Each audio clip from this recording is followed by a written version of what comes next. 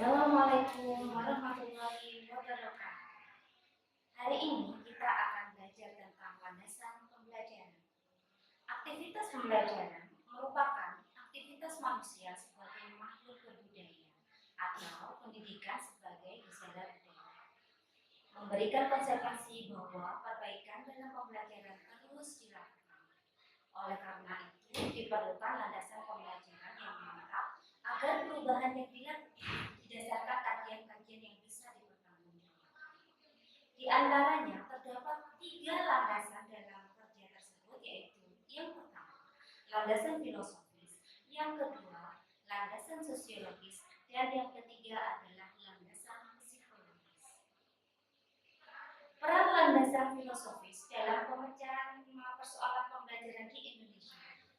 Antara lain, landasan filosofis berfungsi sebagai asas kerohanian dan asas moral sistem pendidikan nasional.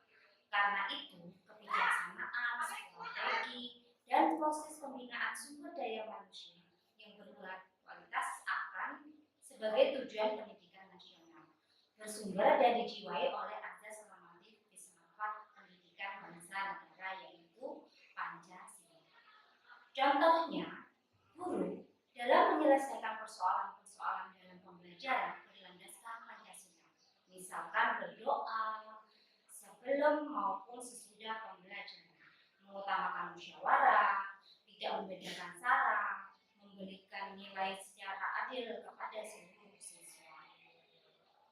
Kemudian, peran landasan sosiologis dalam pemecahan persoalan pembelajaran di Indonesia.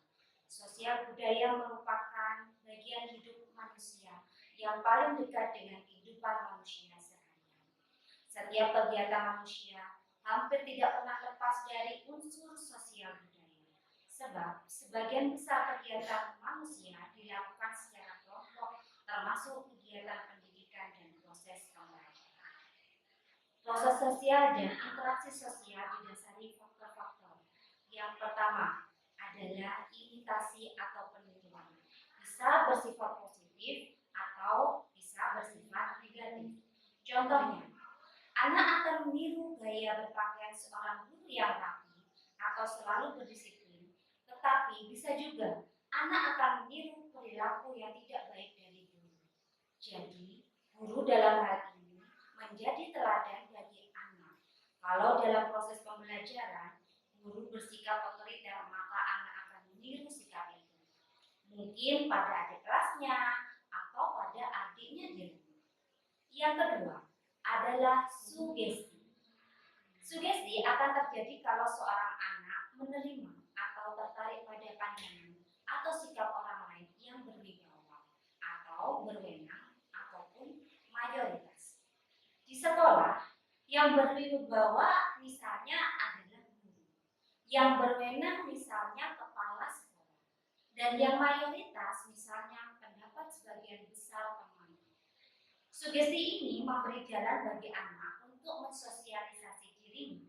Namun, kalau anak terlalu sering mensosialisasi lewat sugesti, dapat membuat daya berpikir yang rasional terhambat. Yang ketiga, seorang anak juga dapat mensosialisasikan diri lewat identifikasi. Ia berusaha atau mencoba menyamakan dirinya dengan orang lain, baik sadar maupun tidak sadar. Contohnya, seorang anak mengidentifikasi guru putri yang cantik. Anak itu mungkin ingin secantik gurunya, paling sedikit dalam caranya berdandan. Yang keempat adalah simpati.